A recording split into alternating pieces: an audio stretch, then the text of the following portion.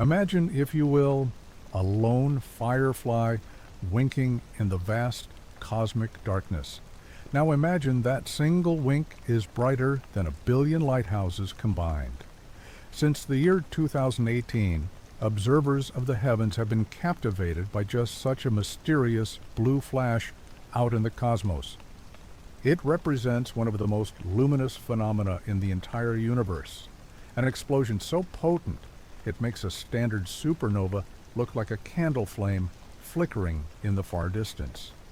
A few of these cosmic bursts have been spotted relatively near our own cosmic neighborhood, while others have been seen billions of light years away. They all share striking resemblances, yet their fundamental nature and what causes them are still a profound secret. Through patient observation and careful analysis, scientists started to piece together a repeating pattern, allowing them to form an early yet believable idea about what they were. But then, in 2023, they saw one that left them utterly baffled. These immense explosions are known as luminous fast blue optical transients, and in the grand expanse of space, there is truly nothing else quite like them. The very first LF-bot ever recorded was identified only a handful of years ago, in 2018, and since that time we have witnessed only a few more. With such a small collection of data about them, settling on a definition that everyone can agree upon becomes a bit of a challenge. For now, what scientists can unanimously agree upon are several characteristics that all LF-bots seem to share. To date, every one of them shines with a mostly blue light, possesses an extraordinarily high level of optical luminosity, and is also incredibly brilliant when seen in X-rays, ultraviolet light, and even radio waves. LF-bots burst forth like a cosmic camera flash, reaching their maximum brightness and then fading away with remarkable speed, usually over just a few hours or a couple of days. You might know that a supernova also follows a path of brightening and then dimming, but that fading process for a supernova takes place over weeks or even months. The short-lived nature of LF-bots makes them exceptionally difficult to spot and investigate. So how did humanity ever manage to witness such a shy and elusive cosmic event in the first place? On the 16th of June 2018, Atlas HKO was performing its normal scan when it captured something incredibly strange, a flash of light 100 times more brilliant than a typical supernova that faded from view within only a few days. A flurry of activity followed as scientists immediately began to study the data they had gathered to figure out what they had just seen. They traced the origin of the explosion to the Hercules constellation, about 180 million light-years from us. Given the official name AT-2018 Cow, the event was more charmingly nicknamed the Cow, thanks to the final 3 letters of its designation. Once it was found, it was quickly classified as a Type I supernova. This kind of supernova, also known as a core collapse explosion, happens when truly enormous stars finally give in to the crush of their own gravity. At first, scientists guessed it might be more like a Type IKBL supernova, and so it was promptly reclassified. But the more scientists looked carefully at the information, the more surprised they were by what they were uncovering. Whatever this explosion was, it was starting to look less and less like a supernova, at least not any kind of supernova that anyone was familiar with. This gigantic burst went from being completely quiet to its peak brightness in just a matter of days, whereas, as we've mentioned, supernovas usually need several months to get to their brightest point and then fade away just as slowly. Not only that, but it was measured to be between 10 and 100 times more brilliant than a regular supernova. What's more, everything about the shape of its explosion was unusual. When supernovas explode, they typically release their energy in a spherical shape. While we now know that the shock wave from a supernova can be non-spherical because of powerful magnetic fields that can warp the shape of the initial blast, upon closer look, this strange explosion didn't even detonate in a sphere.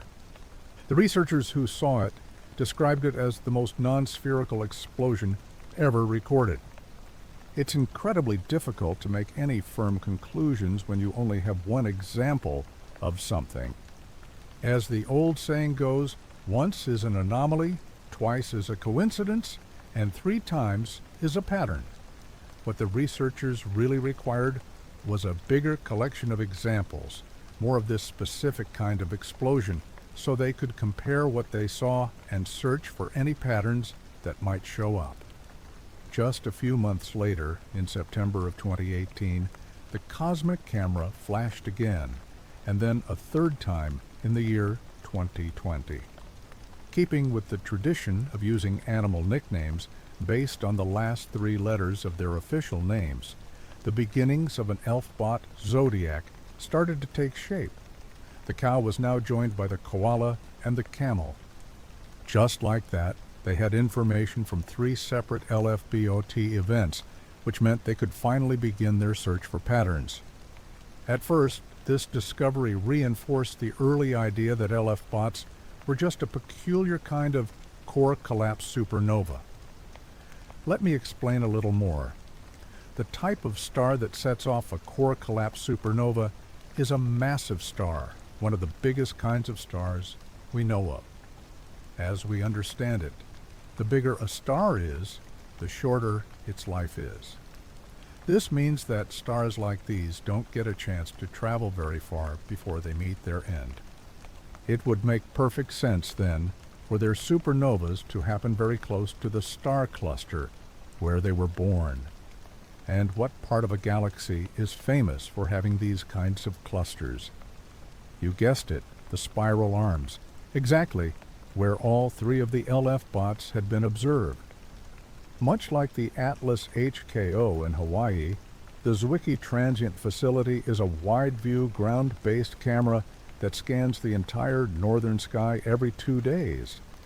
In 2022, it picked up another similar explosion, but after the first brilliant flash, this optical transient started to act very strangely. Instead of blowing up once and then dimming over a few days like the LF bots before it, the one they called the Tasmanian Devil kept on making short bursts of light for much longer than they expected. And what's more, each of these later bursts seemed to be just as bright as the original explosion, which was very odd indeed. The Tasmanian Devil unleashed more energy than hundreds of billions of suns like our own put together. The researchers were once more completely mystified. It was like nothing they had ever seen before in the world of astronomy. But this isn't one of those times. The data was confirmed by 14 other telescopes all around the world. They all verified that the Tasmanian Devil did indeed pulse at least 14 times, and the real number is probably much higher. Just as surprising, these incredibly powerful pulses were happening only minutes apart from each other. To the scientists, it looked like a star that was dying over and over again, only to be brought back to life each time. If this turns out to be true, this mysterious event could give us entirely new knowledge about the life cycles of stars. Until this point, stellar life cycles have only ever been seen as snapshots of different stages, never as a continuous story. In short, even though the multiple flashes from the Tasmanian Devil were a surprise, there was still a good reason to think these explosions could have been a strange type of supernova, since none of the observations went directly against the core collapse supernova idea. On April 10, 2023, astronomers spotted another massive blue explosion that had all the same features as its LF bot Zodiac relatives, except this one was nowhere near where it should have been. Unlike all the LF bots that came before it, the Finch was not located in the spiral arm of a faraway galaxy. It was 3 billion light-years from us and 15,000 light-years away from the nearest galaxy, all alone in space. It was in the absolute middle of nowhere, exploding in the void between two galaxies. This discovery was a huge setback for the main theory. If these explosions were really caused by massive stars collapsing, there's just no way one would be happening in the empty space between galaxies. They came up with two new theories to try and explain what might have caused the Finch to explode where it did. The first idea suggests that the Finch could be what happens when stars are ripped to shreds by an intermediate mass black hole. A black hole that has between 100 and 10,000 times more mass than our Sun. The problem is the existence of these black holes has never been proven for certain. We know for sure that their smaller and larger siblings, stellar remnants and supermassive black holes, both exist. But this middle child is still just a theory. Still, if they are real, could they be the cause of this mysterious celestial light show? Astronomers have shown with computer models that stars can orbit these intermediate mass black holes up to 5 times before being flung away. With every pass around the black hole, the star is effectively torn apart as it loses more and more of its mass. In the end, what's left of the star would be thrown back out into the galaxy at speeds as high as 10% the speed of light. This would match the speed and brightness seen in ELF-bots, which makes this theory a strong possibility. In our home galaxy, the outer halo extends for an amazing 1 million light-years from its galactic center. Some scientists think it's very possible that the Finch could have been located inside one of these globular star clusters. If that's the case, and if intermediate mass black holes really do exist there, it might be possible that the Finch was caused by these unusually sized black holes tearing apart large stars. This kind of event creates a kilonova, which is known to be one of the biggest stellar explosions in the universe. One of the key signs of a kilonova is the presence of gravitational waves, which show up as a special chirp caused by a quick increase in frequency as two massive objects spin around each other faster and faster, eventually crashing and merging. If something like this could be found when looking at the data from the Finch, it would give a lot of support to the neutron star theory. But as bad luck would have it, our main chirp detector, the Laser Interferometer Gravitational Wave Observatory, LIGO, was shut down for maintenance at the time the Finch happened. This means there is no data to check if those gravitational waves were sent out. One thing we do know is that no gamma-ray burst was detected, which is something you might expect to see with a kilonova of this size. But we have to remember, this explosion happened 3 billion light-years away. That is incredibly far, maybe too far for any gamma-ray data to have been picked up. All in all, none of this information can for sure confirm or deny the neutron star theory. Scientists are already making plans to use the powerful optics of the James Webb Space Telescope to search for any faint globular clusters in the same spot as the Finch. This would hopefully tell them if they are on the right track with the intermediate mass black hole theory. In the meantime, other researchers are focused on getting more examples. The more LF-bots we can find, the more we will understand about them. The 6 we've seen so far have given us some clues, but there is still so much more to learn. The only way to get a larger collection is to keep scanning the sky with wide-field surveys like the Atlas HKO and the Zwicky Transient Facility. Scientists are pinning a lot of their hopes on the Vera C. Rubin Observatory, which is being built in Chile right now, a telescope that will scan the entire southern sky every few nights.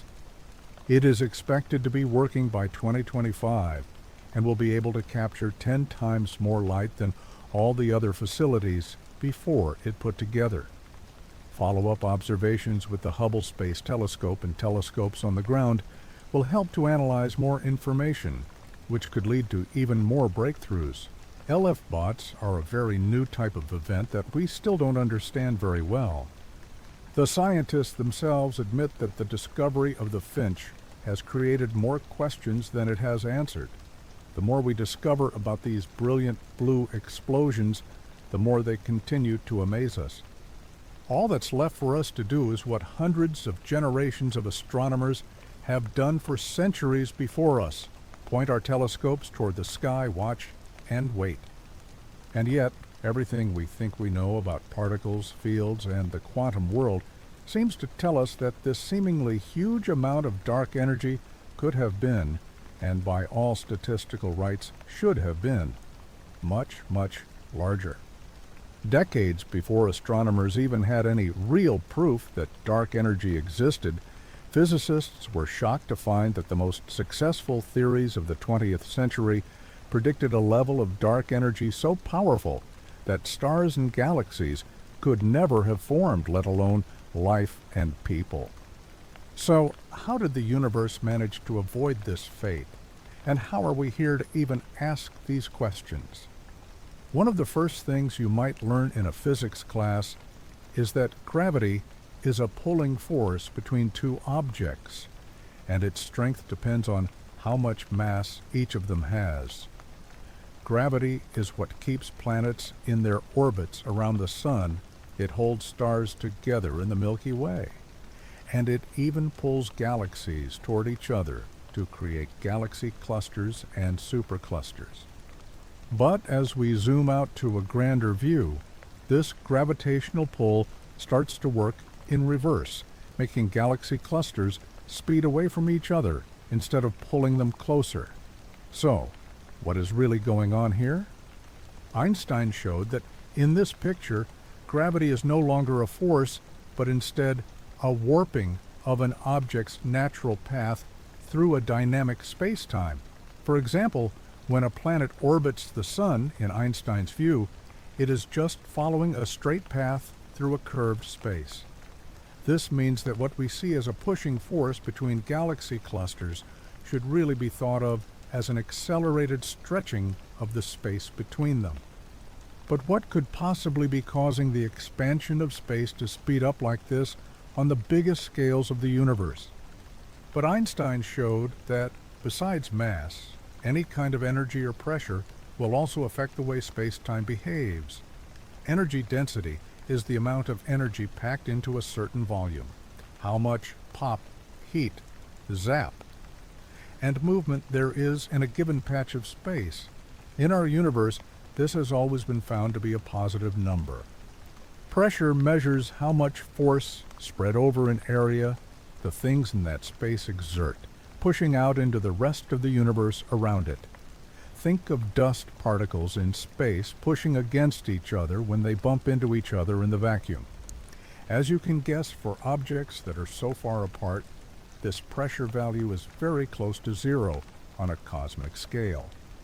When these numbers are added up and are positive, as the following formula shows, their effect on the space around them causes that space to pull inward.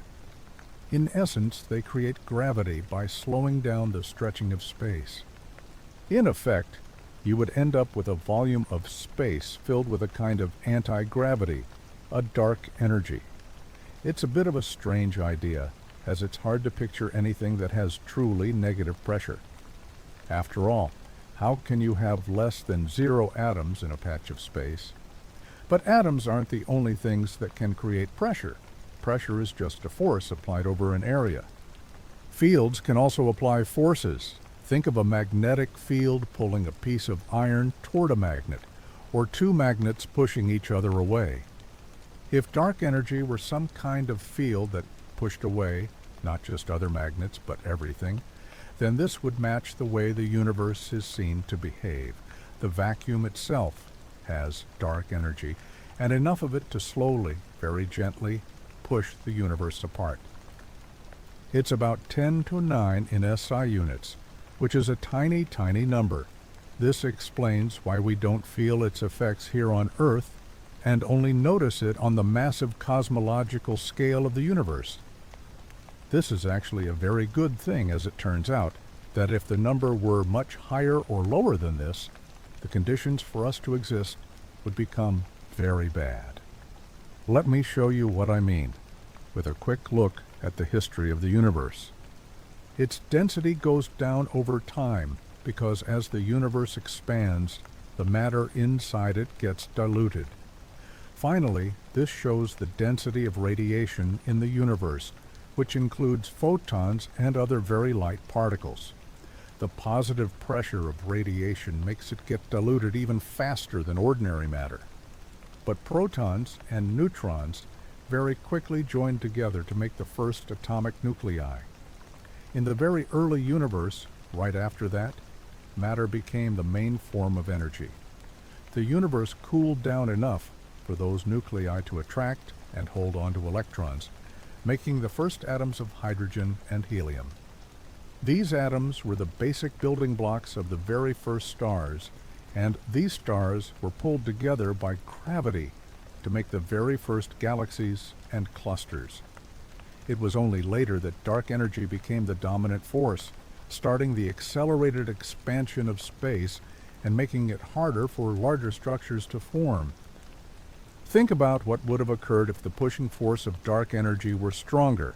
It could have been strong enough to stop those early galaxies from forming, pushing stars apart more powerfully than their own gravity could pull them together. A slightly bigger value, and it would have been much harder for any stars to form at all. And if the dark energy density were big enough, we would have hardly had any atoms or even nuclei made in the universe. So that is what it could have been. Their calculated value was an amazing 1045 joules per cubic meter. So where does the predicted energy density of 1045 joules per cubic meter fit on this graph? It is literally off the charts. If that prediction were right, the universe today would have no structure, no noticeable features, no life. It would be a huge empty space filled with nothing but dark energy. And if the dark energy density were, on the other hand, 1045 joules per cubic meter, the universe's fate would be no better, as it would be forced to quickly collapse in on itself in what's known as a big crunch. Maybe there is some giant negative potential energy source that evens out all the math, a cosmic stretched spring that somehow holds back all that wild energy. Or maybe quantum field theory is just wrong at its core. But given how much proof there is that supports quantum field theory, it seems like a bad idea to just throw the whole thing away. Instead, we are left to wonder at the amazing nature of this cosmic coincidence. What were the chances that the energy density of dark energy would be so low when it was predicted to be so much higher? That this magnificent universal balancing act happened in such a way that we were neither ripped apart nor crushed into a single point. Without its value being so low, we would not exist. Our very atoms would never have come together, torn apart by surging, expanding space. According to our predictions, we have been incredibly lucky. This coincidence happened in such a way that the universe was able to make life. So, was it a coincidence?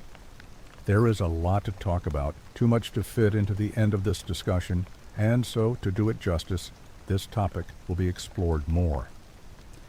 In the meantime, what are your thoughts? Our existence so far seems to be extremely fortunate. How do you think it happened? Share your ideas to see if others' thoughts match or differ from your own. It's always good to hear different views, especially on a topic with no clear answers. You never know what new ideas you might get. Our existence is a surprise. Maybe that means the universe has even more surprises for us if we can just find the answers. According to our strongest physics predictions, the density of dark energy should have been high enough that stars and atoms would have been ripped apart by its incredible strength, unable to come together through gravity. Stars should not exist, nor should planets, nor should you. As it turns out, the real density of dark energy is much, much lower, to the point that it allowed us to exist. This is a lucky coincidence, and it brings up the question, was this really just chance? Some people argue this points to the existence of a god or an alien civilization, so advanced they might as well be gods, who created the universe and carefully set its values in just the right way for life to appear. But in physics, another theory has come up, one that suggests the best answer to this deep cosmic puzzle is the existence of multiverses. Does your very presence here prove the idea of multiverses? Why do some physicists believe in this idea? And what might other universes be like? This dark energy density is at a wonderfully convenient level. If its density, which is connected to something called the cosmological constant, were much higher or much lower, our universe would have either been torn apart by runaway dark energy or would have collapsed into a single point due to unopposed gravity, long before life had a chance to appear. The problem with this is that our quantum models predict that the density of dark energy really should have been higher, somewhere between 1056 and 10 to 120 times higher than it is now. That is more than a small difference. It is so far off that it has been called the worst theoretical prediction in the history of physics. Whether it's the double-slit experiment with a single particle or the Bell inequality test, quantum physics always gives exact predictions for some of the strangest effects seen in our universe. So, how do we explain this huge difference? Those who are religious would point to the idea of intelligent design, that this was not just luck, but instead intention, a god or an incredibly advanced being who set the value of dark energy density to be just right, for life to be created, for the specific purpose of making us. Of course, this idea does not appeal to everyone. The existence of a godlike being is, by its nature, hard to prove or disprove, and accepting such things on faith is not usually what science is about for many scientists. A different kind of answer was needed. This is where multiverses start to come into the story. That year, the physicist Steven Weinberg published a paper linking the universe's luckily low dark energy density with something known as the anthropic principle. In essence, the only universes we can judge the probabilities of are those universes that had the right conditions to produce us. If the universe had not rolled such an unlikely set of dice, there would be no us to talk about whether these outcomes were more or less likely. If it takes a hugely unlikely roll of the dice to create humans, then a universe where that roll of the dice actually happened is the only universe we could possibly see. In other words, by the time galaxies have formed, it is very likely that the conditions for life to appear have also been met. After all, how else was life supposed to come about if there were no stars and galaxies to provide complex building blocks and energy? At the time he published his work, observations of a very ancient and distant quasar had shown that galaxies had already started to form just 1 billion years after the Big Bang. Weinberg used this information to calculate that the formation of these ancient galaxies required the dark energy density to be smaller than about 10 to 7 joules per cubic meter. This meant that, assuming galaxies were indeed needed for life to appear, the limit of dark energy density for life to exist was less than or equal to this value, while not being so low that it was negative. Weinberg at first thought that if the dark energy density was much smaller than this value, something other than anthropic reasoning must explain why it was so small.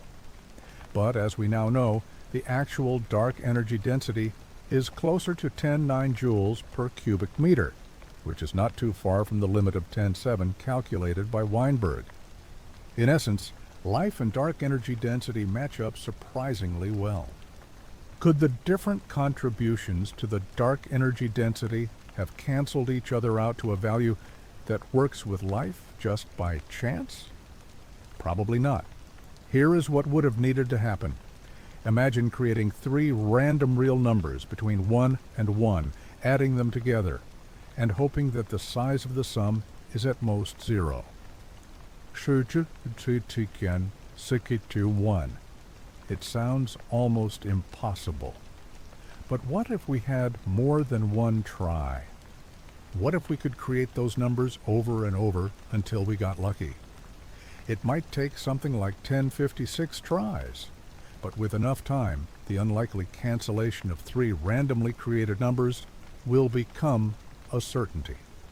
Instead of just one universe, imagine there is a huge multiverse, with each universe having a different random value for the dark energy density. Only a tiny fraction of them would have a dark energy density small enough to work with life. But that is exactly where we humans would expect to find ourselves. This explanation needs no coincidences, no fine-tuning, no intelligent design, just a lot of different universes. Luckily, there are actually a few different ideas of a multiverse that physicists can describe. If the basic rules of each universe change a little bit with each new version, for example, if dark energy density can change from universe to universe, then with enough big bangs and big crunches, you could eventually end up with a universe whose dark energy density is exactly like our own. There are a few assumptions here, of course, as we do not yet know for sure that the universe does shrink into a big crunch. But if it does, and if the rules of the universe are a little different with each new version, then this is a possible model for a multiverse. While the laws of physics seem to be the same across all of the space that we can see, there are parts of space beyond what we can see, sections of the universe that are speeding away from us so fast that we will never get light from them. It is possible that the rules that govern these parts of the universe could be different from our own, and if this happens, then we are basically in another type of multiverse. This model seems less satisfying, both because it feels strange to call a more distant part of our universe a different universe just because we cannot see it, and also because there is no proof that the laws of physics change across space. This seems to be the least likely type of multiverse. In the many worlds interpretation of quantum mechanics, every large-scale interaction or measurement of a quantum state causes the wave function of the universe to split into multiple non-interacting parts. If you have heard of Schrödinger's cat, you can picture the universe splitting into one universe, where the cat is alive, and another where the cat is dead. With every such interaction, the total number of universes grows exponentially, and the quantum multiverse becomes even richer and more varied in its features. To be clear, we still do not know if this splitting process is the right physical description of quantum mechanics. However, it is arguably the simplest explanation and is perfectly in line with all experimental data, or rather, we have no proof that it does not exist in that way. If it does turn out to be correct, then it would add a completely new layer of complexity to our understanding of the multiverse. Unfortunately, the answer is an unsatisfying "we do not know." While different multiverses do help solve the cosmological constant problem, we currently have no proof of their existence beyond offering an explanation for that coincidence. We have no proof that the laws of physics change across space, time, or quantum universes. If other universes exist, they might have exactly the same laws of physics and values for dark energy density as our own, which would put us right back in the same problem we started with. How are we here when the chances of the galaxy itself existing are 1 in 1056? And getting that proof will be hard. We would need to either survive through a big crunch or travel into a part of the universe so far away that not even light can travel the distance fast enough to come back, or somehow enter a different quantum universe. All seem impossible, or at least very difficult, and possibly the kind of journey from which there is no return. this might be just as unprovable as the existence of God. So, in a way, you are free to believe whichever explanation you find most comforting, or maybe keep waiting until a better way of answering the question can be found. If we keep trying, maybe we can one day find the secrets to our origins, whether we got incredibly lucky, whether an all-powerful hand guided us into being, or whether it was the rolling of infinite dice that led to an inevitable result. Believe what you like, just do not let it stop you from appreciating the wonders all around you. We do not need a multiverse to appreciate this universe we are currently in. Much like a candle held up in the dark, science lights up our view of the world around us. Yet, there is a boundary to how far this light currently reaches.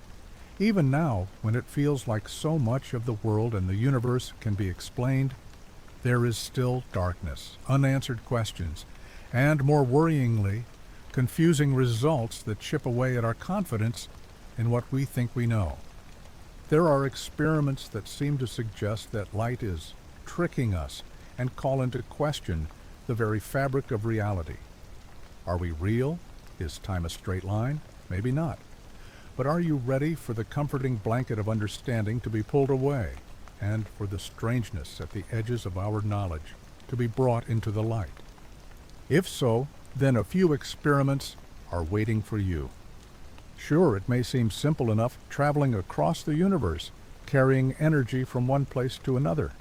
It lets us see. It gives life to plants and, because of that, to our planet. Generally, it has a reputation for being incredibly fast, and yet, for a source of energy that has become a symbol for greater understanding, light turns out to be surprisingly hard to fully comprehend. Light helps us see other things more clearly, yes, but when scientists tried to look at light itself, it proved to be unexpectedly tricky. No, this does not mean they started staring into lamps. Please do not try that at home.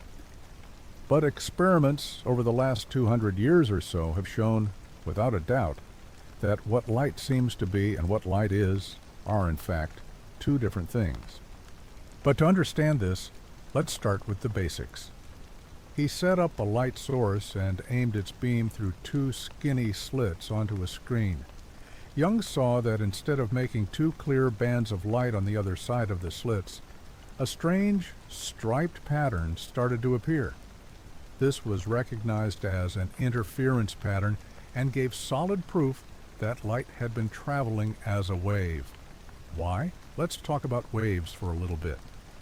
But when two waves try to wiggle the same point in space at the same time, something called interference happens.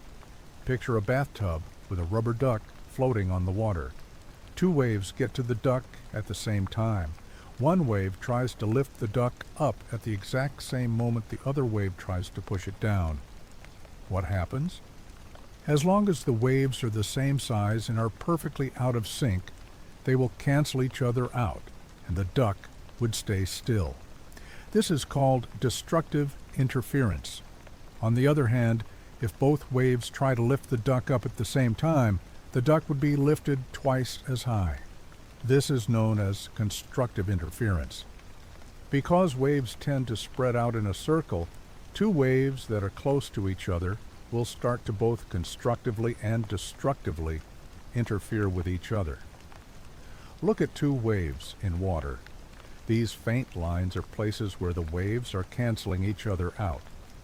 This is the effect we see with light going through the two slits, as the light from one slit interferes with the light from the other at certain spots, making the interference pattern that Young saw on the screen. So, the mystery seemed to be solved. Light was a wave, not a particle.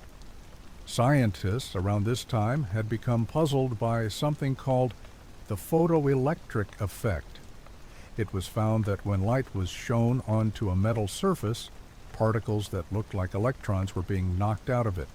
This was figured to be because electrons inside the metal were being pushed out by the extra energy that the light was giving them. Think of it like a piece of fruit on a tree. If you pull the fruit off the tree, you need to use a certain amount of energy. Once the energy is more than the strength of the fruit's connection to the branch, the fruit comes off. This was happening with the light and the electrons. Once the light hit an electron and gave it enough energy to get past its binding limit, it broke free from the metal. But this didn't seem to be what was happening. Instead, turning up the frequency of the light made the departing electrons move faster.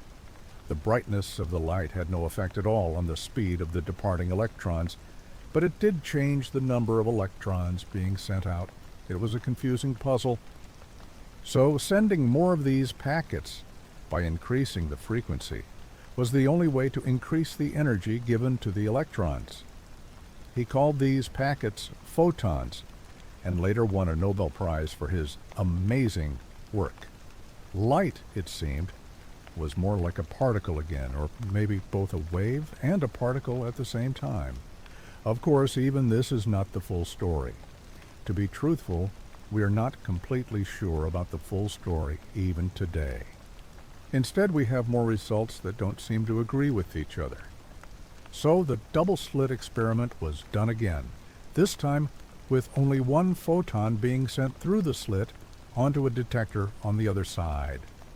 When this was done, the detector recorded the arrival of the photon at just a single spot. So, light was acting like a particle again. But then why had it interfered with itself in the last version of the experiment?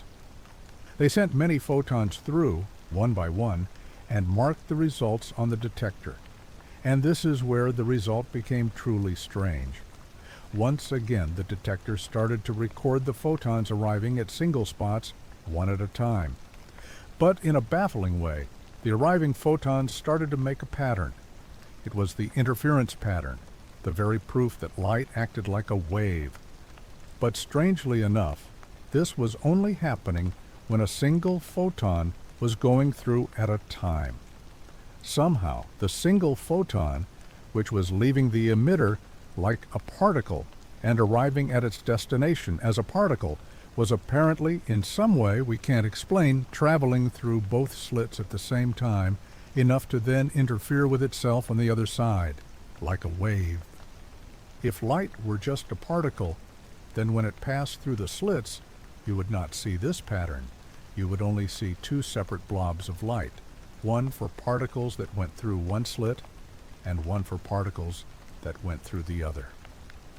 And yet, here was the interference pattern with its multiple lines of light, proving that was not the case. They set up the experiment, but this time with two extra detectors at the slits, so that the scientists could watch and see if it was really going through both at the same time. It didn't. But at the same time, it stopped making an interference pattern on the outermost detector, and from this, scientists started to realize something. Light cared about being watched. To be clear, it didn't matter if it was being watched by a human eye or a machine. The moment light was interacted with in some way by any particle, which is the only way we can detect light, there is no other way to see it, it started acting differently than if it had not been detected at all. It was as if light was snapping into focus whenever the universe asked the question of where it was, while without being watched, it seemed to relax into something a bit more fuzzy. Strangely enough, this seems to mean that light is actually more like a wave of probability than any single particle or wave.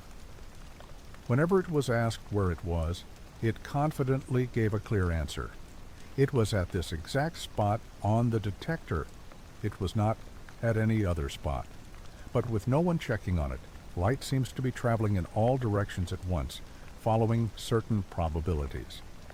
If the experiment were done many times, those probabilities could be measured, showing that it was more likely to be on the bands of the interference pattern and less likely to be in the gaps. But any time a single photon of light was asked, it gave an answer that was 100% solid. Obviously, these lower the amount of light that can get through them, usually by about 50%, depending on the kind of lens and the wavelength of light. They work by being made of thin chains of molecules that go lengthwise across the lens. Any light that wiggles in the same direction as this lens gets absorbed. Any light that is perpendicular to the chains can get through without a problem. The interesting case happens when a single photon is passed through a direction that is diagonal to the lens. In this case, you don't get half a photon coming through. Apparently, you can't just absorb the part of the wiggle that is parallel to the lines and let the perpendicular part go through. Instead, the photon snaps into either one direction or the other.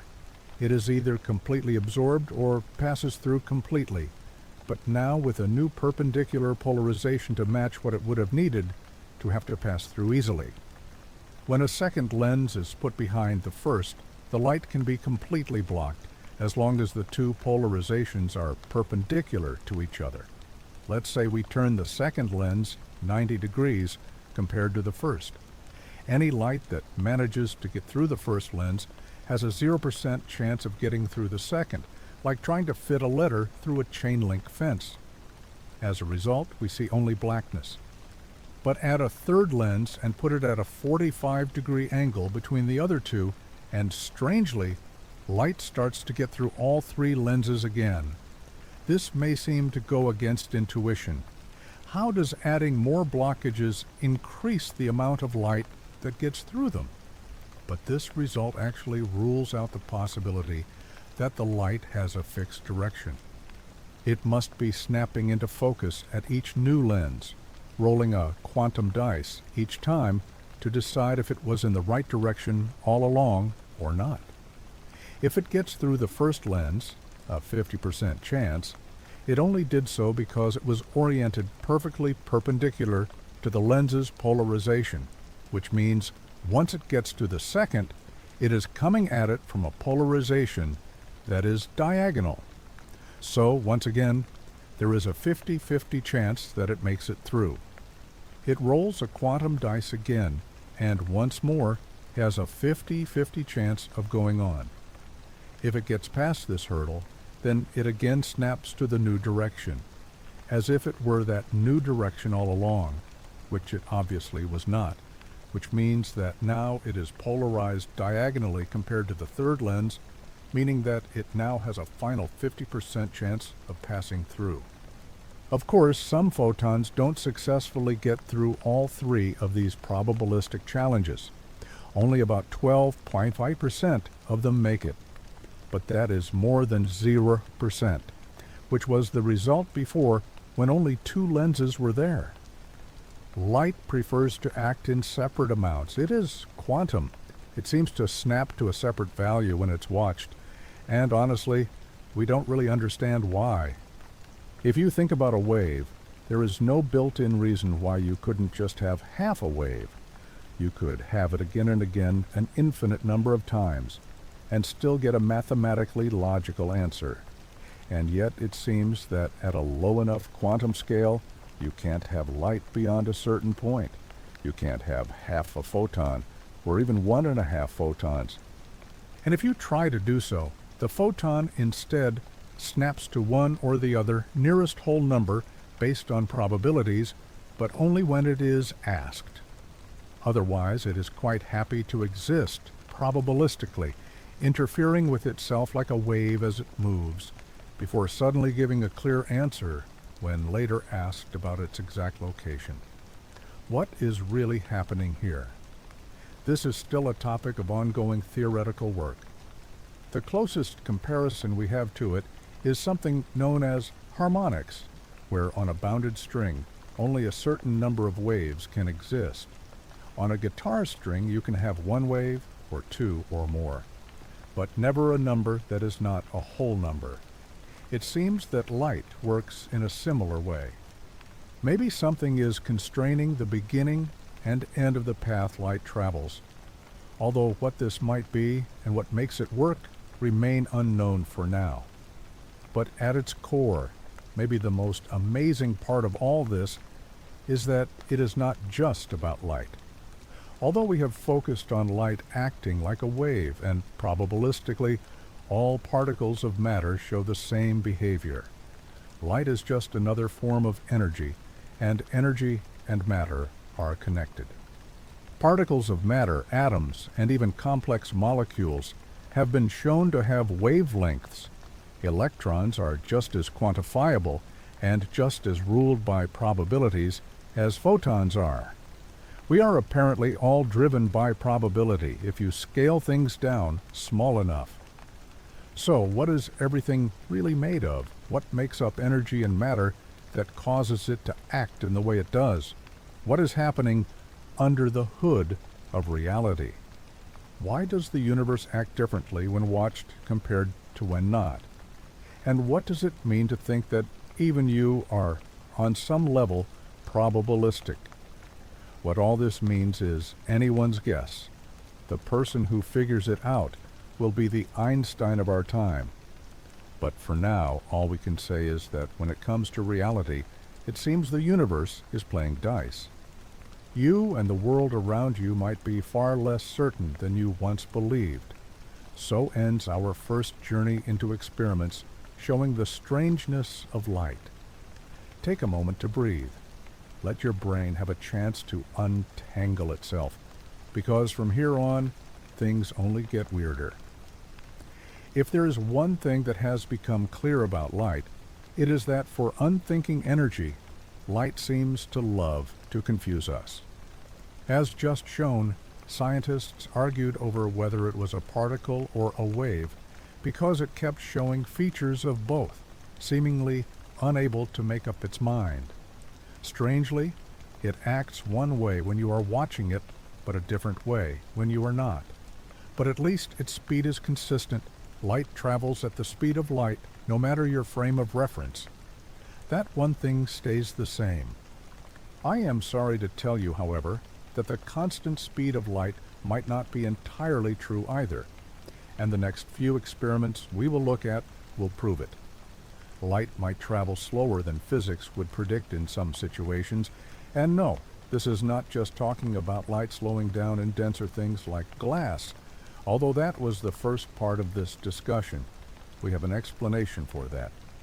What is being said is that in some situations, light seems to travel a path through time and space that makes it go either slower or faster than the speed of light, even when there are no dense things in the way. Yet, it always ends up at the same place in space and time, no matter what. Let me show you what this means. Light travels at 299,792,358 meters per second. According to relativity, this is the only speed light can travel at. And interestingly, it seems to stick to that number no matter your frame of reference. Two people could be traveling through space, one at 1% the speed of light, and the other at 50% the speed of light. But if they both look at the same beam of moving photons, they will see them traveling at the same speed. Time and distance would seemingly rather bend than let you see anything other than light traveling at the speed of light. Of course, when scientists say this, they are only talking about light traveling in a vacuum. We have known for a long time that as soon as matter gets involved, light gets slowed down and travels slower. Light moving through air only travels at about 750,000 meters per second, a full 87,458 meters per second slower than light in a vacuum. Light in water travels at around 225 million meters per second. Light passing through glass hits its top speed at about 200 million meters per second. The reasons for this are interesting, but pretty well understood, and certainly not physics-defying. When light travels through matter, its constantly wiggling electromagnetic fields make the electrons inside the matter start moving, like ships bobbing on water. But as electrons moving up and down also make an electric field, which in turn creates a magnetic field, a second light wave is made by these moving particles that, importantly, overlaps the waves of the original light, though one that wiggles at a slightly different speed than the original light. The exact speed changes depending on the material. When two waves meet, they interfere with each other. They average out. sometimes interfering constructively to strengthen each other and sometimes working against each other. So, when you calculate the grand total of all the crests and troughs of each wave, you actually end up with a new wave, one that travels at a different speed than the other two, and one that moves slower than the speed of light. Eventually, this moving wave can reach the edge of the slowing material, and without those electrons interfering anymore, only the original light is left, which is then free to go back to its original path at its original speed, as if nothing had ever happened. Scientists have had a lot of fun with this idea over the years. In 1999, researcher Lena Howe at Harvard was able to slow down light to an amazing 61 kilometers per hour by sending it through a cloud of sodium atoms that had been cooled to 1/1000th of a degree above absolute zero. 2 years later, Howe managed to bring light speed to zero before warming up the cloud and sending it on its way again. You might find that result surprising, but equally strange things have happened in the opposite direction. In 2000, researchers at the NEC Research Institute in Princeton, New Jersey, sent a pulse of light through a cloud of cesium atoms. Shockingly, when they tried to find out how quickly the pulse left the cloud, it seemed that it left before it had even entered. While this might seem to tamper with cause and effect, how can you leave a building before entering it after all? Luckily, a simple explanation saved us from making too many paradoxes. Although the light pulse traveled faster than light, the light itself did not. This was more of an optical illusion than a disproof of Einstein's relativity. Let's look at a photon of light more closely. As Einstein showed, each photon is a tiny packet of waving oscillations. The speed at which the waves inside the packet move is known as its phase velocity, while the speed at which the packet as a whole is traveling is known as the group velocity. You can also distinguish a wavefront velocity, which shows how fast the very first photon in a wave of photons can travel. This language can be a little dense, so let's explain it with an example. Imagine a crowd of people doing a Mexican wave. The wave that the people are doing is the phase velocity. You can see the wave moving through the crowd. It might seem to travel quickly, but the crowd itself is not physically moving, so our wave's true speed is zero. These people are the group velocity, or maybe the wavefront velocity. Let's imagine that we wanted to send our crowd marching. They could do so and could keep doing a Mexican wave as they marched. But although their waving hands might make the wave seem to travel very fast in the direction they are moving, it would disappear whenever it reached the front of the crowd. Information exchange could not go faster than the walking speed of the crowd itself, no matter how fast the peaks in the wave seem to be traveling. Einstein, in relativity, never said that phase velocity could not be faster than light speed. He simply said that information could not travel faster than light. And if you are trying to deliver a message to someone by sending a crowd of Mexican wavers in their direction, it really does not matter how fast they are waving until the first person in the crowd arrives. No information can be delivered. Still, this difference between the waves inside light and the speed of light itself will become interesting in our next experiment. And this is where things start to get truly strange. You thought it was weird already? Oh no, this is the truly physics-defying part. Let's remember the double-slit experiment where researchers looked at how light can sometimes act like a wave and sometimes like a particle. But in 2023, researchers from Imperial College found a way to separate the slits of this experiment not in space, but in time. The way they did this was clever. They took a clear material called indium tin oxide that, under certain conditions, can be made reflective. Indium tin oxide is the material used in most mobile phone screens. They fired a laser at it and then quickly changed the material from clear to reflective and then back again. This left only a tiny window, a few femtoseconds, during which the laser was reflected. They called this a time slit.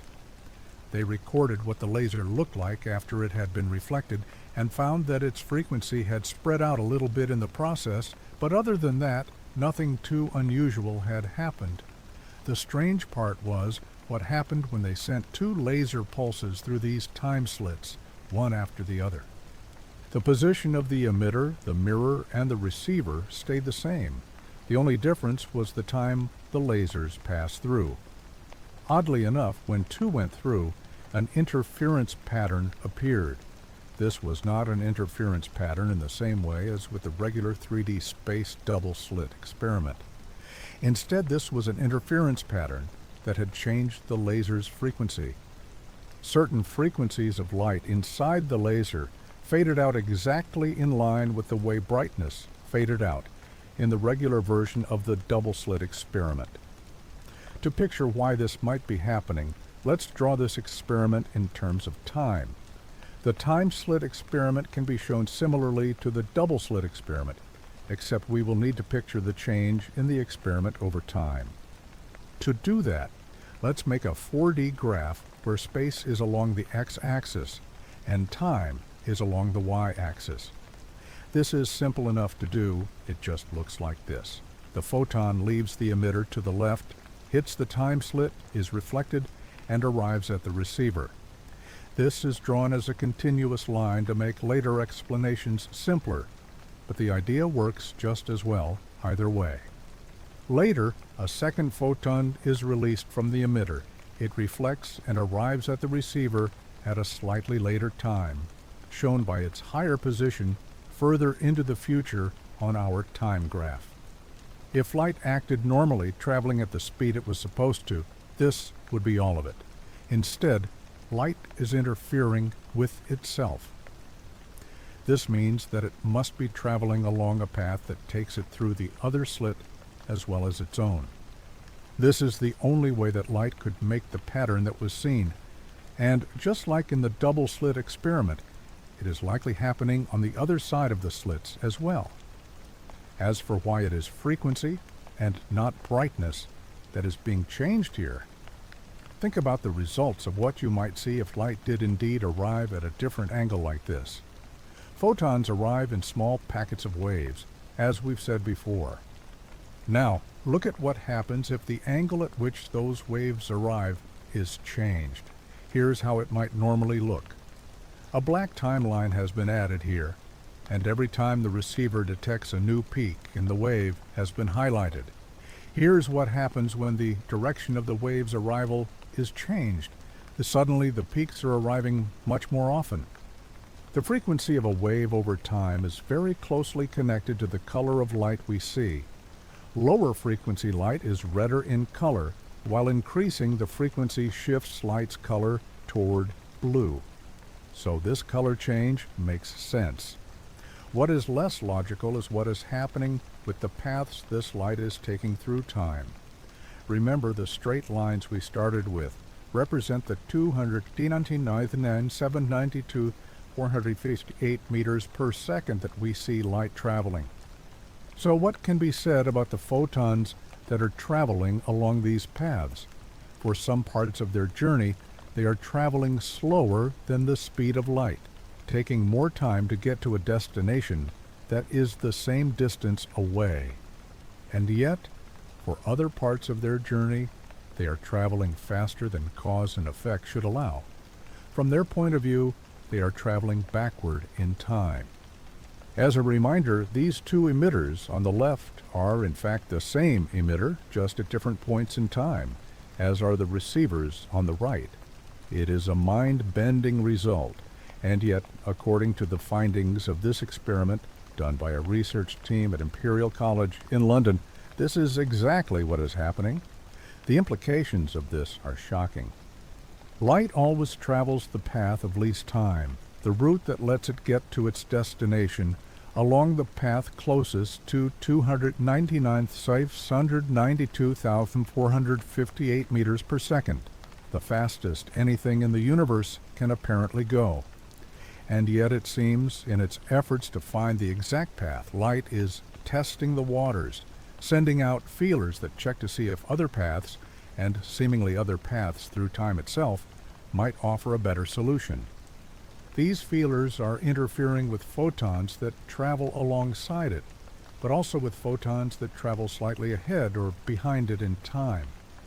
To be clear, we never actually detect photons taking any of these other paths. We do not see photons arriving from the future. We never see photons traveling slower than the speed of light, as long as there are no supercooled gases to explain why they are slowing down.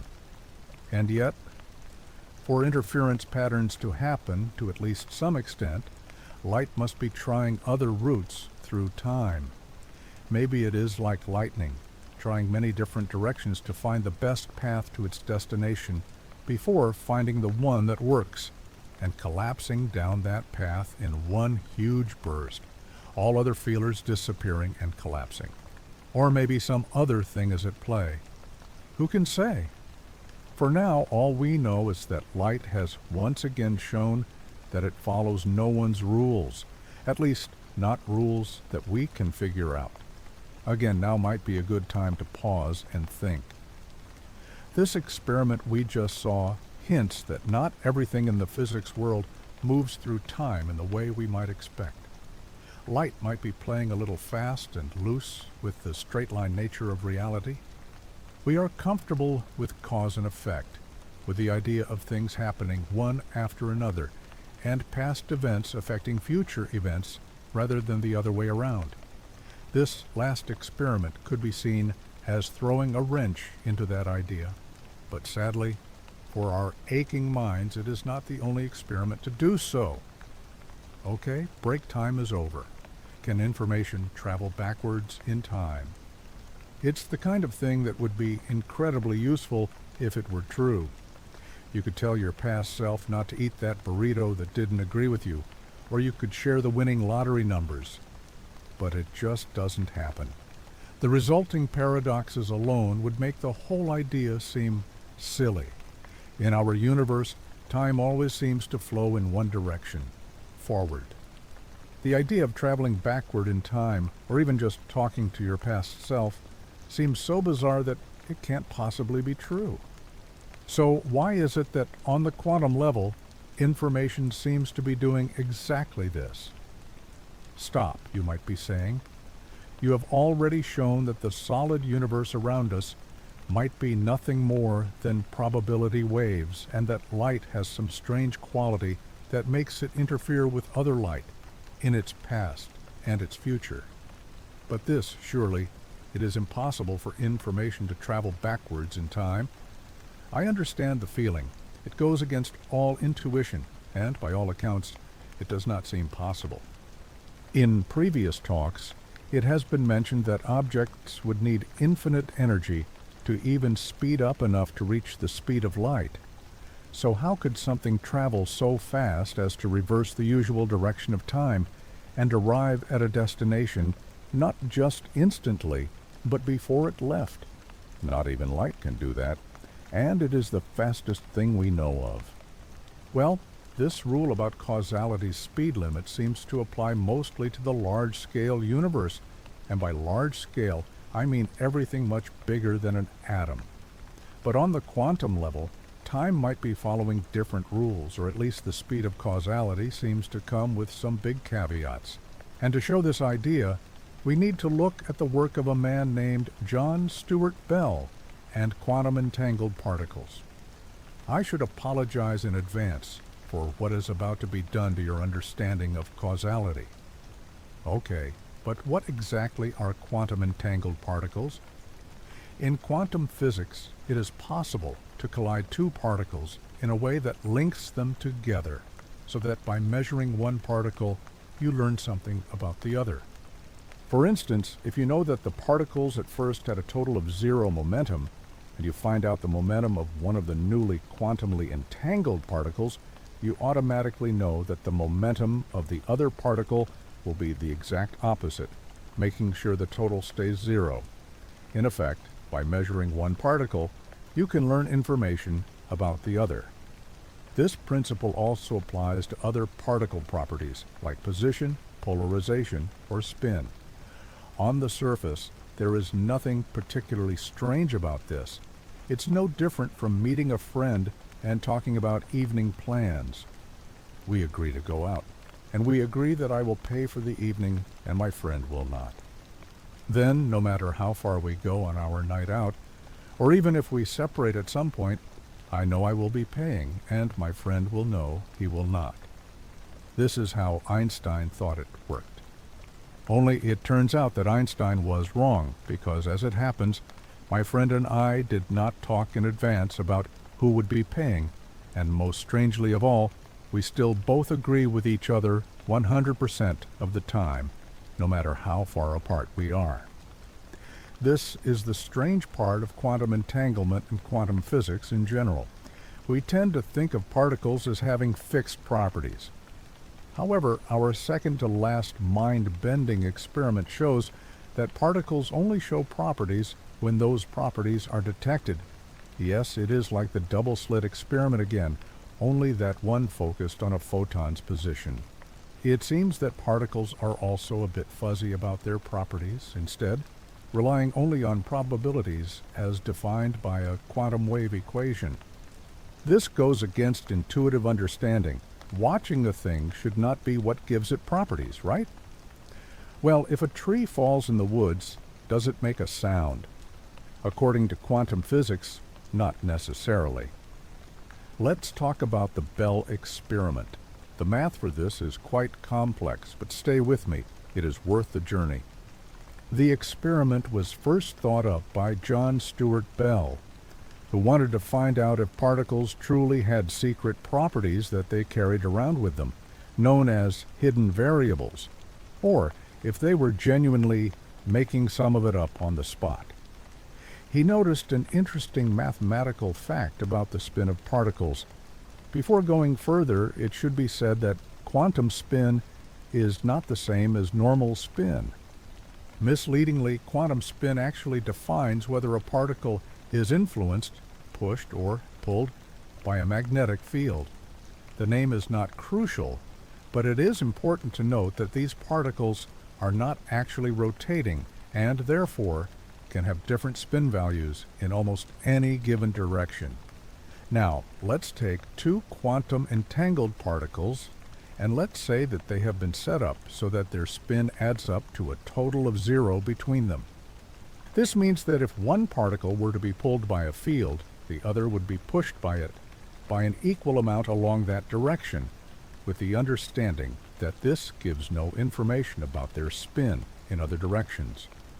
One of the features of quantum spin is that if we measure an entangled particle's spin in any given direction, let's say up and down, it will have a 50% chance of spinning up and an equal 50% chance of spinning down.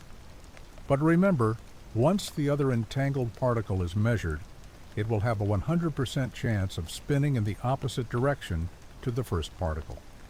Based on this fact alone, there is no way to tell if the two particles already knew their spin or are somehow deciding it on the spot and comparing it with each other now that they have been asked.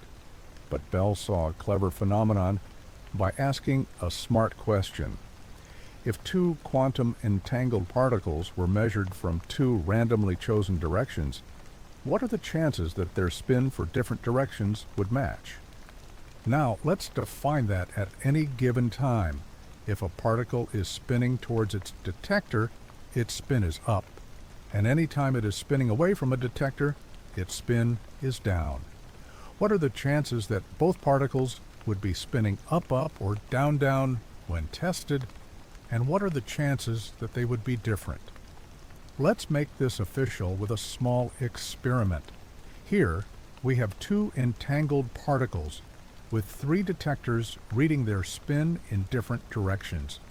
If particle A and particle B are both read with the top detector, then one of their spins will be up and the other will be down. They are entangled. This is what we looked at before. However, if particle A is read using the top detector, while particle B is read with one of the other two, these two directions of spin are not opposite, so particle B has freedom in which direction it goes. Quantum physics claims the particles are making up the attributes on the spot. So once the spin of particle A has been measured using the top detector, there was a 50-50 chance whether the spin on the other particle, using one of the other detectors, would match or be different. But this is not what classical physics predicted. Let me show you what this means. Classical physics says that particles each carry around secret information that defines their spin in any given direction. So, for our three tested directions, each particle would have a value already. They are not making it up on the spot. Let's say, just for the sake of argument, our particle's hidden information says up, up, down for particle A, and down, down, up for particle B, as B must be opposite to A for each of directions 1, 2, and 3. Let's pick a random detector for A. We pick detector 1. Detector 1 tells us that A is spinning up. Now let's pick a random detector for particle B. We pick one there too. This detector gives a reading of down. So, 1, 1, up, down. We can actually map out all the possible outcomes of this process of random selection in a graph. There are 9 possible outcomes if you were to only measure from 2 detectors at a given time. 1, 1, 1, 2, 1, 3, 2, 1, 2, 2, and so on. For each of these possible selections, we have fixed hidden variable results that we know already because we hypothetically defined them earlier. Let's fill them in now. Of course, if particles are detected using the same detector on both particles, a different result will be obtained because they are entangled. But we are not interested in these results. Classical physics and quantum physics both agree on this, so let's leave them out. What are the chances that 2 different detectors for particle A and particle B will give the same result, and what are the chances they will differ? Remember that quantum physics expected it to be 50-50. Particles are making up their values on the spot, and so it is perfectly random which they will choose, as they are not limited by the opposites rule here. But in this table, classical physics says that different results only happen 1/3 of the time. The other times, they are either both up or both down. If this process is repeated many times, giving different directions each time, and exceptions are ignored, for instance, where the spins of the particles are all up, up, up, or down, down, down, once the numbers are crunched, the important takeaway from all of this is that according to the math, classical physics predicts a matching outcome 55% of the time, while quantum physics continues to simply predict 50%, table be damned. This percentage difference was the key. By quantumly entangling particles and doing this test over and over, it became possible to find out which percentage was correct. And it turned out the winner was quantum physics. Particles were just apparently making up their spin results on the spot, which is spooky because not only does that call into question our ideas of reality itself, but it also means that the moment one particle decided on its spin result, its quantum entangled partner instantly knew that that decision had happened. Both particles could be tested at the same time, no matter the distance, and the same result would be obtained. Somehow information had traveled from one particle to the other in no time at all, far faster than light itself. So something strange was already happening here. This result disproved Einstein's predictions and showed that some information does indeed seem to travel faster than light. But we can take this one step further and have information traveling backward in time. There is another experiment, our last experiment, known as the delayed choice test. Its main purpose was to explore the fundamental nature of light, whether it was a wave or a particle, and to find out when it decided to be one or the other. Unlike the double-slit experiment, however, this test focused more on that last part, trying to find the moment the waveform collapsed into something separate. In the double-slit experiment, light seemed to choose a different path through space, depending on whether it was watched or not. In 2006, a number of scientists asked an interesting question. What would happen if you tried to watch the light after it had already chosen a path? Consider this experiment. A single photon is sent into a beam splitter with a 50-50 chance of either being allowed to continue its path along path 1 or being reflected upward along path 2. Once on either path, the photon is bounced off mirrors, with both paths coming back together at this point where the other beam splitter is put in. Once again, the photon has a 50-50 chance to go either way, with an equal probability of arriving at one of the two detectors. If light were simply a particle, sending a single photon into this experiment would give an even chance of it arriving at one detector or the other. You would not be able to tell which way it went, as the two beam splitters make that impossible to know, but you could see where it ended up. However, this does not happen when the second beam splitter is there. The light makes an interference pattern, showing that the single photon went down both paths, eventually interfering with itself before moving on to both detectors. This seems like strong proof that light is a wave. It certainly acts like one here. But what happens if the second beam splitter is taken away? Suddenly, you do know which path the light traveled. If light arrives at the top detector, it must have come from path 1. If it arrives at the side detector, it must have come along path 2. And something about this knowledge spooks the light. It stops going down both paths, and suddenly each photon only arrives at one detector. Here is the crucial question. What happens if the beam splitter is put in after the photon has already started down either one or both routes? This is why the test is called delayed choice. If the choice of how exactly you plan to detect the photon is delayed, whether by knowing which path it came down or by making that unclear, what happens to the light? What happens is a very strange phenomenon. When this experiment was done, it was done multiple times, with the beam splitter being randomly put in or taken out, but always put in after the photon had entered one or both paths. And yet, the results were clear. If the beam splitter was there, the photon suddenly and seemingly retroactively stopped picking a path. If the beam splitter was removed, the photon seemingly knew it would later be detected and chose a specific path to accommodate. Somehow the beam splitter being added or removed in the future changed what the photon did in the past. So, what is happening here? Is it truly the case that particles somehow see the future? Did the experiment cause information to be sent back into the past? Or is there some other basic principle at play here that explains this whole phenomenon, one that accounts for the instant sending of information between quantum particles and allows it to be perfectly logical that light could travel down one path or both at the same time? Personally, I am inclined to think that the latter is more likely. We clearly do not understand what is happening here, but it must be admitted that if we do not understand what is happening, there is nothing to say that causality is not being ignored in some way. Maybe on the quantum level, time truly is more fluid than it is up here in the larger universe. Maybe space and time simply do not apply down there.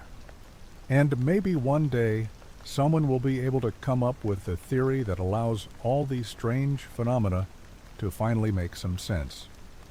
Until then, we will simply have to keep asking the same question. Can information travel backwards in time?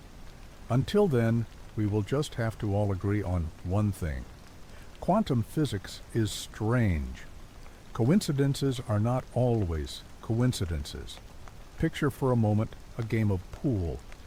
The balls are carefully set up in a triangle, and the pool player carefully lines up the shot.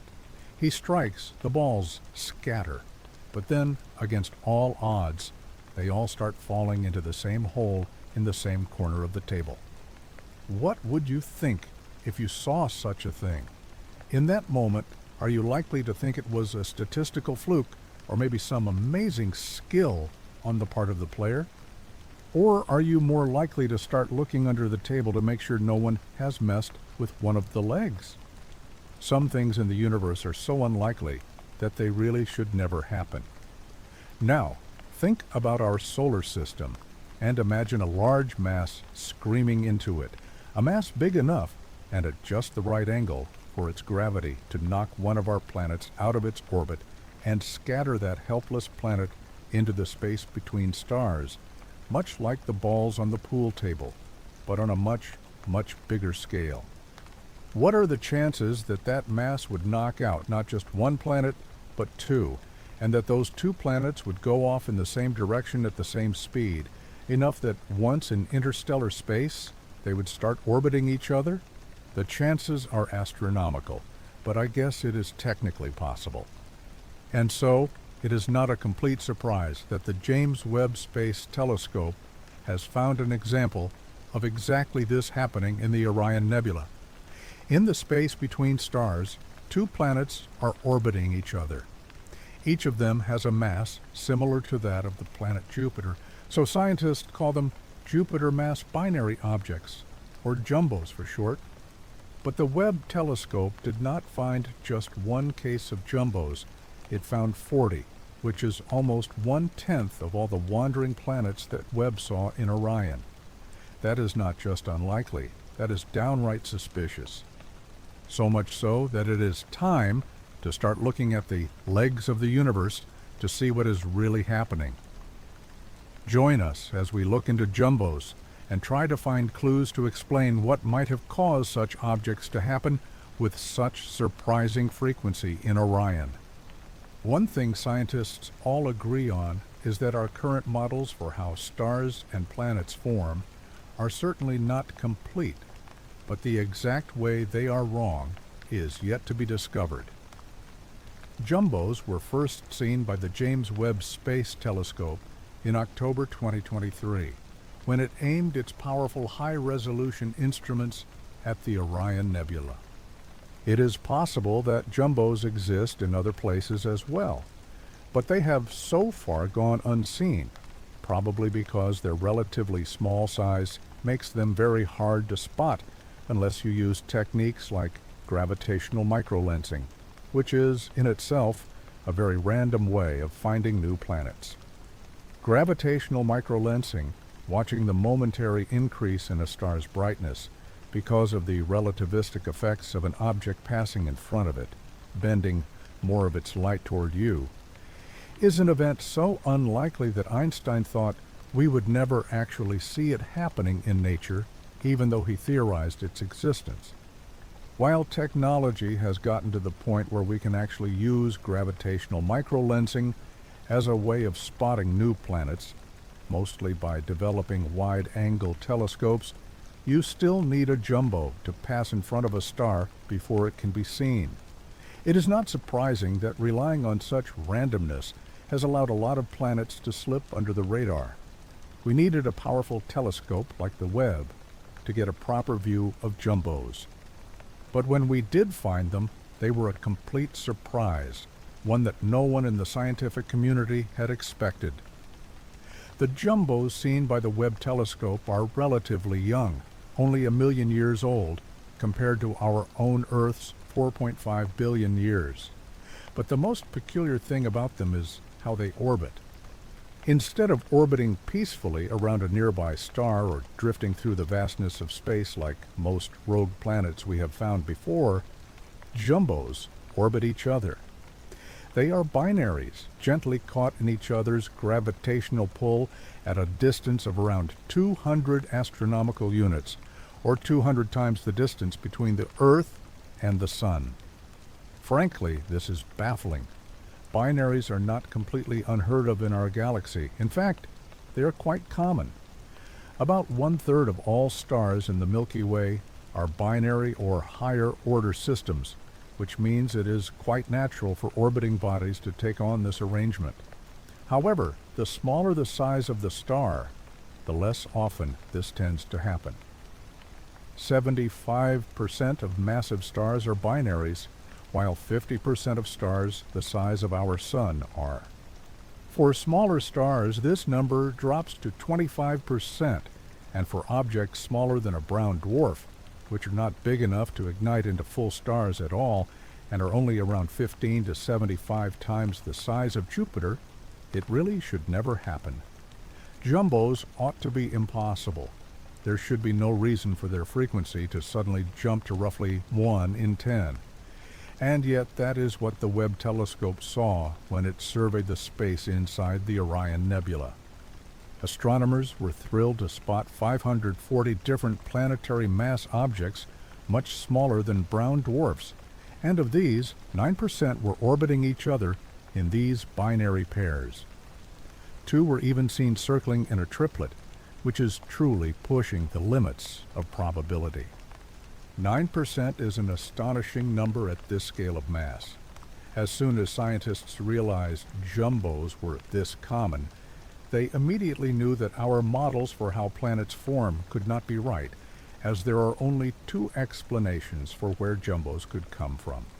The early stages of a planetary system are always chaotic. You have probably seen artistic drawings of a molten Earth in its early days, with comets and space rocks raining down on it. This space debris was much more common in the solar system's early days, when dust came together to form rocks, then asteroids, and eventually planets with enough gravity to pull everything in around them, causing huge collisions along the way. Sometimes that gravitational pull was such that it did not directly smash 2 objects into each other, but instead pulled them out of orbit and sent them flying into deep space. This can even happen to very large planets if the conditions are right. For example, some researchers actually theorize that our own solar system once had an extra gas giant, which was bullied out of our solar system by Jupiter or possibly Saturn, although the smart money is on Jupiter. Jupiter's gravity was strong enough to tug on this other gas giant until it was sent spiraling out into interstellar space. We have wondered on this channel before if there might be a Planet 9. We did not think that Jupiter might have actually kicked it out long ago. Regardless, the idea of a planet being thrown into interstellar space, even a large planet the size of Jupiter, is not entirely extraordinary. Indeed, it is believed that wandering planets of all sizes are fairly common. There could be billions to trillions of rogue exoplanets wandering through the empty space between planetary systems in our galaxy, which, if true, means there are more flying around out there than there are likely orbiting stars. But the sheer number alone cannot explain that 9% ratio, so something else must be going on. But the other explanation for the formation of planets does not work either. This second theory says that after a large supernova explosion or through the force of solar winds, hot matter is thrown in all different directions away from the center of a nebula. Cosmic dust, pushed outward in this way, is also pushed together, helping its initial coming together due to gravity and the formation of new stars. But if stars can be born in this way, why not planets? After all, to gather enough dust to make a star, you will, at some point, have an object the size of a planet, right? But no, not on its own. While this happens within the nurturing planetary disk of a newly formed star, it turns out that without that extra gravity, a part of gas physics stops this theory from working in interstellar space, or at least for objects of that size. It turns out that something called the opacity limit puts a lower limit on the size of objects that can be formed in this way without a star. They either come together to form, at the smallest, a brown dwarf, or they resist coming together at all. In other words, interstellar dust and gas either go big or go home. It works like this. All objects have gravitational potential energy. When gas comes together because of gravity, it loses that gravitational potential energy. That energy must go somewhere, obviously, so in nature, it tries to radiate away as heat. This works well when the gas is spread out, but once more and more gas starts to gather. As you might see, when gravity is pulling in material for a planet, then everything becomes more and more cloudy, or more opaque. This actually makes it harder and harder for this heat to radiate away, so instead, things stay hot and energetic. This pushes back against any more material coming together. A delicate balance is thus reached, where hot gas that cannot cool down quickly pushes back too strongly against gravity for any planet to form. Stars get around this problem by having a little extra oomph in their formation. There is a reason stars tend to form in nebulas. This leftover extra push is enough to overcome the hot gas's unwillingness to come together. But once that barrier is passed, there is already too much oomph to form just a planet. Now it is a brown dwarf or something larger or nothing. The opacity limit makes sure of this. This is why scientists are looking for an extra ingredient, something that might explain how planets might still form in interstellar space. To me, this explanation seems like the more likely one. If, somehow, the opacity limit could be overcome, then planets would naturally be born out of interstellar matter.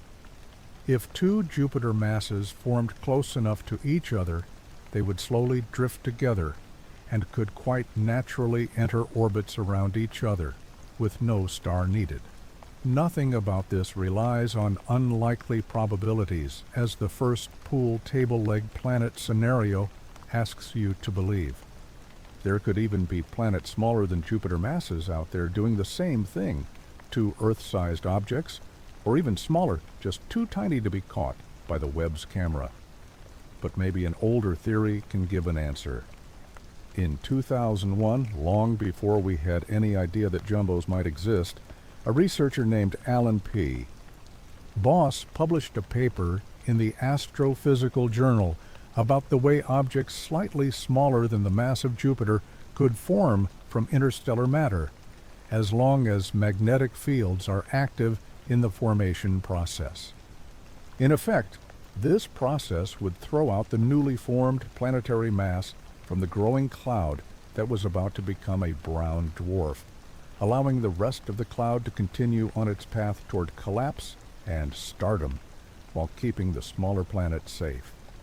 The paper admits that it is a guess and says that more work is needed to check the idea, but it is interesting that the sizes in this theory match the reality of jumbos long before we saw them. Perhaps jumbos were not entirely a surprise after all. Is magnetism the solution to jumbos? It is too early to say. All we know for sure is that we know less than we used to think. Jumbo's existence calls into question our models on the formation of stars and planets and shows that more research is desperately needed. But then, that is half the fun of science. A theory is all well and good to have, but when something comes along that challenges your theory, it is not a bad thing. It is an exciting discovery and a chance to get an even deeper understanding of the reality we live in. What are jumbos? They are strange Jupiter mass objects doing a delicate dance on their own through space. But they might also hold the key that unlocks our understanding of how stars and planets form in the first place. In 2022, astronomers using the Murchison Wide Field Array found a strange new radio signal that was arriving every 22 minutes. These astronomers were used to such repeating signals. They usually come from pulsars, neutron stars, that send out intense pulses of light across the universe as they spin on their axis. But as they started to look deeper into records of past observations, they realized this signal had been arriving at Earth since at least 1988 with amazing stability, far more stability than is expected for a pulsar spinning every 22 minutes. If it were a neutron star, it was unlike any they had seen before. So, where was this signal coming from? Join us today as we deal with the puzzle that lies behind this signal, which will challenge our understanding of some of the most amazing objects in our cosmos. The location of the source, named GPM J883910, is about 18,000 light-years away. Its pulses change in length between 30 seconds and 5 minutes. These pulses can appear at any time within a window of just over 6.5 minutes, centered on 22 minutes after the last pulse. To us, this may seem like a lot of variation. 30 seconds and 5 minutes are very different lengths, and the pulse arrival changing by over 6 minutes does not paint a picture of a very stable source. But neutron star dynamics can be very complicated, and if the source is indeed a neutron star, then many things can affect the length and arrival time of the pulses we get. Nevertheless, the astronomers were able to find this signal hidden in data going back the last 35 years and use this bigger data set to average out the changes. They calculated that the source was spinning once every 21 minutes and 58 seconds, as well as measuring how much it had slowed down. But to their surprise, they calculated that this rotation period had not changed over the past 35 years, even though it is expected that the source will slow down as it radiates energy into space. We can only say for sure that if the source has slowed down, its rotation period would not have increased by more than 0.28 milliseconds over the 35-year period, because otherwise we would have been able to detect this in our data. This is a very tiny amount, and it shows that whatever the object is, it is spinning with amazing stability. This is usually not unusual for a pulsar. These are the timekeepers of the universe, the clocks of the cosmos, mechanically ticking away with such certainty that we can use them to measure time across huge stretches of the universe.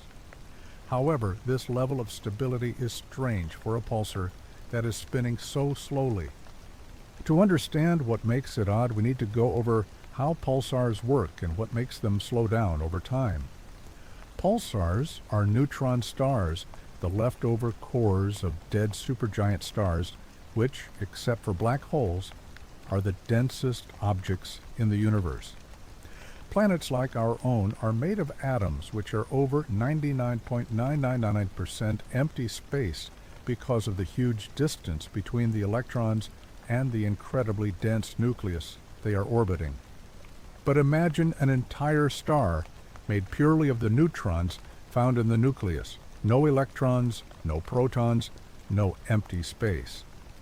Just a teaspoon of it would have as much mass as 11 times that of the entire human population, all 8 billion people. A typical neutron star is about 35% more massive than our Sun and squeezed into a sphere with a diameter about the same as the length of the island of Manhattan. To call it dense would be an understatement. For reasons still unknown to astrophysicists, the extreme environment gives rise to an incredibly strong magnetic field. What does this have to do with the signals we get from pulsars? From where do the light waves come? To answer this question, we must understand a complex process that creates the signal. An exponentially growing cascade of light and matter, all coming from a single electron near the magnetic poles of a neutron star. An electron can be sped up by the magnetic field and send out a so-called curvature photon tangential to the magnetic field line. This marks, if you will, the start of a pulse. The curvature photon travels in a straight line until the angle between its momentum and the magnetic field line becomes too great. Once this angle reaches a limit, the light disappears and gives its energy into the quantum field of electrons. An electron is created along with its antiparticle, the positron. The electron-positron pair has some momentum perpendicular to the magnetic field lines, which they spontaneously get rid of in the form of synchrotron photons. These two synchrotron photons can each then make another electron-positron pair after they reach the limit angle between their momentum and the magnetic field lines. This process repeats again and again, exponentially increasing the amount of photons and electron-positron pairs created until the synchrotron photons no longer have enough energy to create electron-positron pairs, bringing an end to the cascade. These photons then beam out into space, while the original electron continues its journey, making more curvature photons and more cascades as it moves along the magnetic field lines. This pair production cascade is why the light of a pulsar is so intense that we can detect a signal from this tiny stellar remnant thousands of light years away. But why do we see this light as pulses instead of a continuously glowing beacon of light shining at us? This is because the magnetic poles of a neutron star are rarely ever lined up with its axis of rotation. Just as on Earth, the magnetic North Pole that our compasses point to is not the actual geographic North Pole around which the Earth spins. So pulsars are like grand lighthouses, sweeping their beams of light across the cosmos as they spin. And for a distant observer like us on planet Earth, we see these beams sweeping past us over and over as the pulsar completes its rotation on its axis. These are the pulses of light that our telescopes can detect. However, this is light with very long wavelengths in the radio part of the spectrum, meaning only a radio telescope can detect it. The light that the cascade made is of the same wavelength, with the peaks and troughs of the light waves wiggling in unison. The light waves are also polarized, meaning they are all lined up along the same axis. This is a hallmark of neutron stars, and this is exactly what we see in the 22-minute signal. The signal also shows changes that last between 0.2 to 4 seconds, where the axis of the light's polarization suddenly shifts by 90 degrees perpendicular to the original axis and then goes back. This effect is yet another signature of the cascades at the poles of the pulsars. So much of our data points to a pulsar being the source of the signal that one might think this was an open and shut case. But one variable that we have mentioned before casts doubt on this whole theory. The slow rotation rate of the neutron star, or rather, the combination of the slow rotation rate and the high stability of the source's rotation rate. You see, as pulsars lose energy by sending out their powerful beams into the cosmos, conservation of energy will make sure that the pulsar eventually slows down.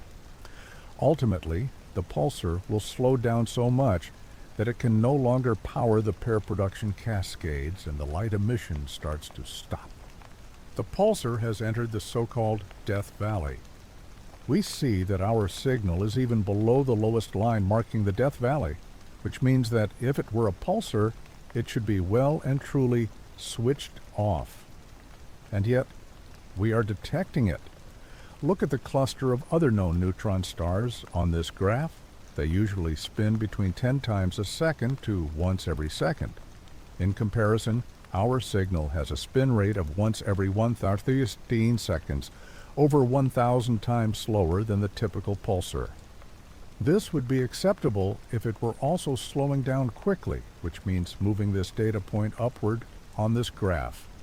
Above the Death Valley, such rapid energy loss would power the pair production cascade needed to light up the neutron star's beacon.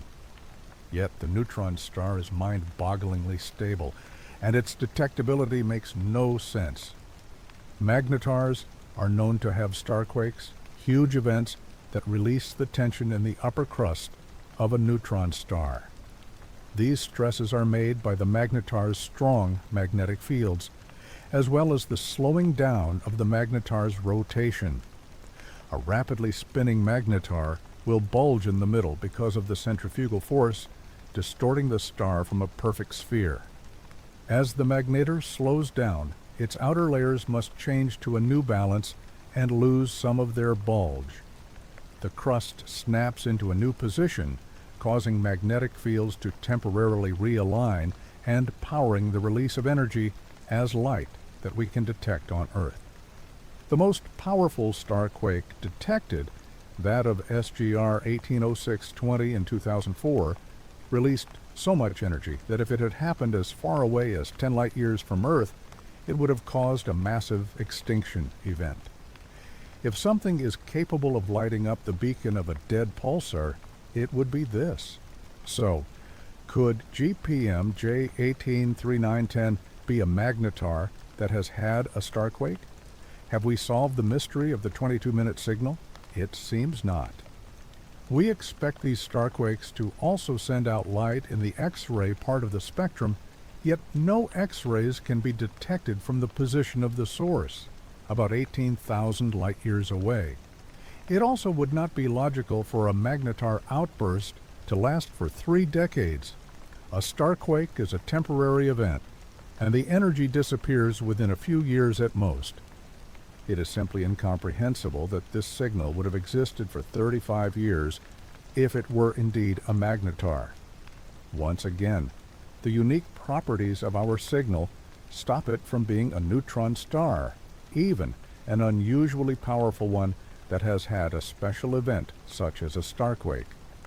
One possibility is a highly magnetic white dwarf. A white dwarf is another type of remnant left from the recent death of a star, but one that did not have enough mass to collapse the empty space in its atoms to become a neutron star. A remnant with an unusually strong magnetic field could make radio emissions, and since it is not a neutron star, it could conceivably be as slow and stably rotating as the source of our object. While doing so, the issue is that this would need an exceptionally strong magnetic field, greater than any we have seen on a white dwarf. AR Scorpii is the only known radio pulsar that is actually a white dwarf, and its radio emissions are 1,000 times less luminous than the source of our 22-minute signal. So, if a white dwarf is unlikely, what are our other options? While the unresolved question about the source of the signal may feel frustrating, this is exactly the kind of mystery that astrophysicists look for. When scientists find new data that challenges our long-held theories, they can bring about revolutions in our understanding of the universe around us. Here, our already shaky understanding of neutron stars is being challenged. The astronomers are confident that the ease with which they found this signal suggests similar sources lie out there in the galactic plane, waiting to be found. Just like GPM J183910, these other signals might already be hiding in the data we have collected. Finding more of these signals will shed light on the process powering emission beyond the neutron star death valley. Whatever lies behind the 22-minute signal, we are sure to learn of an entirely new phenomenon that we have never before witnessed. Is that not exciting?